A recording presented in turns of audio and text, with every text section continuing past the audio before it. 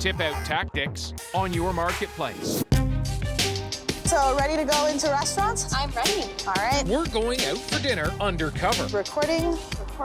Heading into some of your favorite chains to see what servers will dish out about where your money's really going. Right. Who's right? Workers' right. Our story begins with the rage over minimum wage.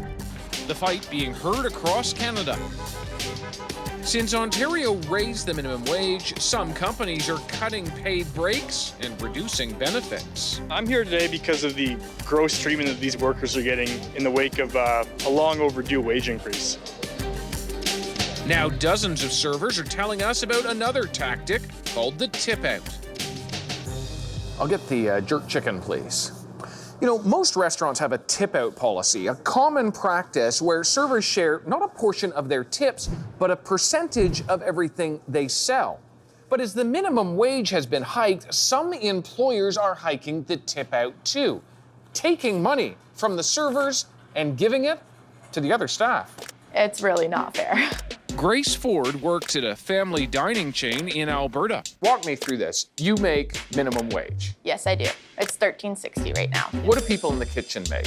From what I know, there's $15 an hour to $32 an hour. So why do you have to give some of your money to them if they're making more of an hourly wage than you are? They want to make more money as we begin to make more money. But since, times are hard and my boss cannot afford to pay them more money, he's going to take more money out of my total sales in food for the day instead of giving them a higher wage. That sounds to me like you're subsidizing your employer. Yeah, it does feel like it.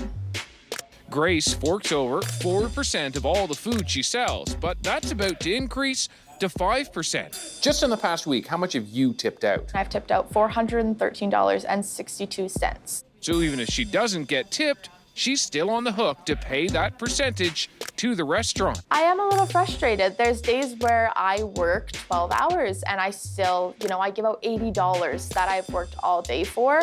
Money Grace is saving to go to nursing school. Hard-earned money that I have sweat and almost cried over through the past week working for that just kind of disappears into thin air. She's not alone, but she's one of the few people willing to go public. So, to find out how widespread this is, we're checking out some popular chains. First up, a Kelseys location in Ontario. We're protecting the identity of the servers who could lose their jobs for speaking up. We tip out 3% on our total sales. Did you go up in percentage because of the minimum wage increase? It used to be 2%. I wouldn't think that 1% makes a difference, but it does. Same story at Sunset Grill. We usually tip out 5% of the sales now instead of 4%. And when we head into Moxie's, I'll tip out around 4.75% of what I've sold. Has it gone up since the minimum wage increase? It will be. It will be in the next month. I believe it's going up to 5.75. So it's 4.75% of all sales, not tips? No, all sales.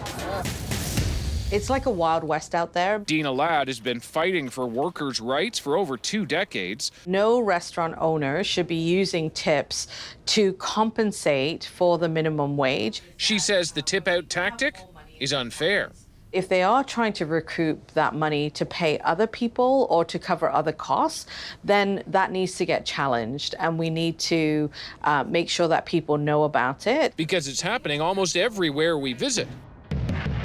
At Eastside Mario's, It used to be 2.5%, it just recently went up to 3.5%. And at the Keg, We actually just changed it so it was 4, now it's 5%. And why is that? Because of the minimum wage? Yes. 7 of Canada's most popular restaurant chains have increased their tip-outs since the minimum wage hike. What it looks like is that employers are giving a raise to people in the kitchen, but the employer isn't paying for it. The servers are paying for it. If I was a restaurant owner, I'd be sitting down with my staff and I would be creating a fair tip pool that is not taking it out on servers, and that is ensuring that everybody feels that it's a fair process.